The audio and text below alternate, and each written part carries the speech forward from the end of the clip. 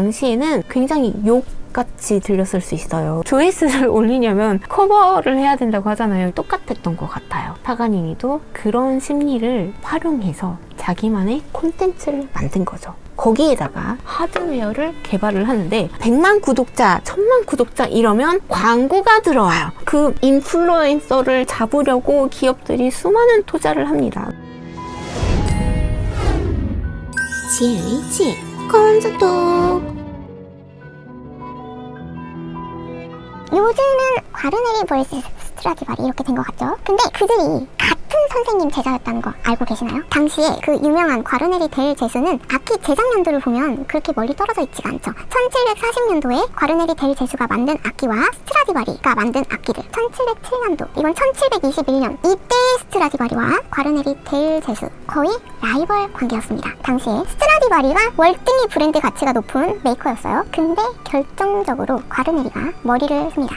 혁신을 사랑하는 연주자 AI 퍼포머 덕질. 저는 오늘 이야기에서 생각해보고자 하는 거는 세월이 흘러도 사람이 사는 건 바뀌지 않는구나. 자, 코로나처럼 당시에 역병이 있었습니다. 그러다가 포스트 코로나 시대가 열렸습니다. 비대면 사회를 겪었던 세상이 공연계에 있어서도 새로운 패러다임 도입을 시도를 하고 있고 기술과 융합하는 데 있어서 활발한 도전들이 지속되고 있습니다. 공연 예술 산업에 기술이 융합되고 새로운 가치를 창출하고자 하는 도전은 코로나가 없었다면 빠르게 앞당겨지지 않을 거라는데 모든 전문가들은 입을 모아 이야기를 합니다. 자, 스트라디바리 시대로 가볼게요. 이때 역병이 끝나고 전쟁이 끝나고 기근이 끝나자 새로운 시대를 맞이합니다. 무슨 시대냐면 이때 점점 돈 많은 사람들도 여가를 즐기고 유흥을 즐기고 엔터테인먼트를 필요로 한 시대가 됩니다. 1789년에 극에 달하죠. 프랑스 대혁명이라고 하나요? 너도 귀족이냐? 나도 인간이니까 거기에, 그러니까 모든 인간은 평등하다. 그게 완전 폭발을 한 게 1789년이잖아요.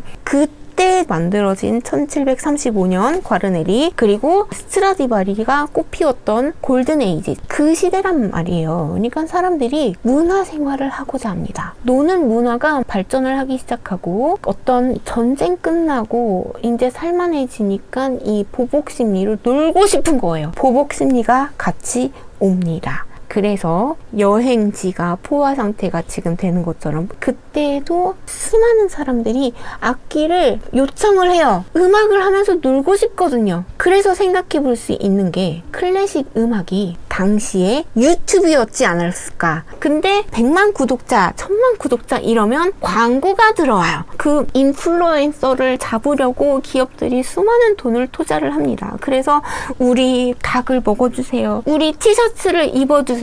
이러죠. 똑같은 게 뭐였냐. 당시에 과르네리가 생각을 했을 거예요. 나도 무슨 방편이 필요했겠구나. 그래서 파가니니가 세상에 우리 동네에 온대. 그러니 가서 내 악기 한번 연주해주세요 라고 해서 무엇 했냐? PPL 광고를 준 거죠. 근데 이게 먹힌 거예요. 파가니니라는 엄청난 인플루엔서가 갖고 다니면서 자기가 너무 이 악기가 좋으니까 연주를 맨날 하는데 엄청난 파급 효과를 맺히는 게 인플루엔서예요. 파가니니가 당시에 최고의 전성기를 누리고 있으면서 악마의 바이올리니스트라고 할 정도로 대단한 연주를 펼치고 있을 때 그 악기를 하니까 저 사람이 하는 저 악기에는 특별한 게 있을 거야 라고 해서 과르네리가 유명해지게 된 거예요. 근데 파가니니 입장에서도 똑같은 거예요. 저는 파가니니의 또 다른 이름이 혁신가가 아니었나 싶은 게 파가니니는 자기만의 기술을 또 하드웨어를 개발하는데 게으르지 않았어요.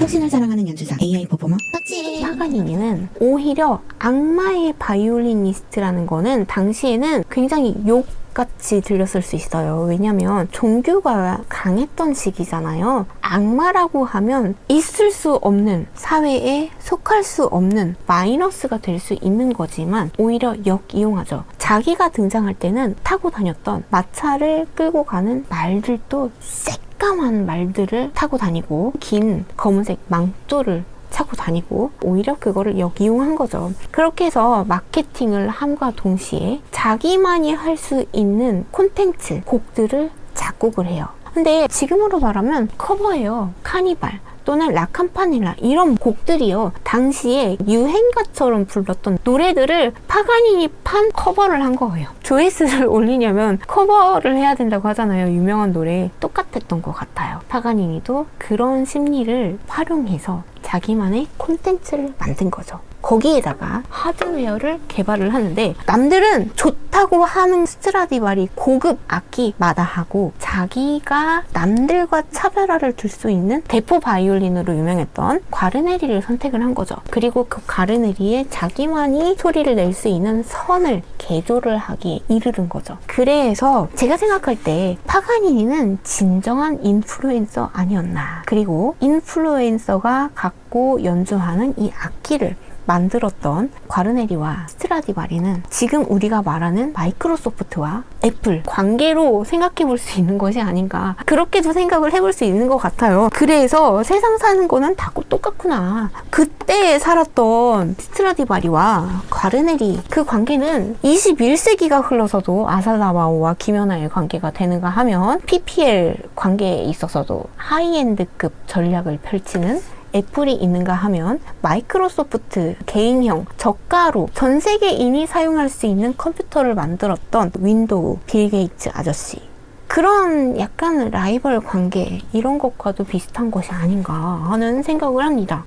혁신을 사랑하는 연주자 AI 퍼포머 빡지. 그래서 스트라디바리와 과르네리 악기가 지금은 왜 그런 악기를 만들 수가 없는 것이냐. 지금 또 어찌 보면 너무나 많은 스트라디바리와 과르네리가 생산이 되고 있는데 이게 인스트루멘트라고 했잖아요. 하드웨어. 스마트폰이라는 이름으로 탄생을 하고 있는 거고, 최근에 투명 LED가 CES에서 발표가 됐죠. 그런 투명 LED로 또 다른 과르네리 악기가 생산이 되고 있는 거고, 그런 식으로 당대 새로운 표준을 만들었던 그 노력들은 지금도 너무너무 많이 나오고 있다고 생각을 합니다. 단지 그게 바이올린의 모습이 아닐 뿐. 그래서 저는 제2의, 제3의 과르네리, 바이올린 이런 거를 만드는 것도 중요하지만, 그리고 제2, 제3의 파가니니가 탄생하는 것도 중요하지만, 누군가는 파가니니처럼 남들이 가지 않았던 혁신을 추구하고 남들이 활용하지 않았던 기계와 어떤 아이템들을 만들어내는 스타트업을 하는 것도 중요하겠다,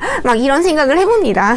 아무튼 그래서 저는 이 스트라디바리와 과르네리, 그리고 그 과르네리가 결정적으로 지금의 과르네리에 이룰 수 있게 해주었던 파가니니를 활용했던 이런 사건 하나하나들이 한번 살펴볼 만한 여지가 있구나, 주는 교훈이 있구나 라는 생각을 한번 해볼 수 있을 거라 생각을 했습니다.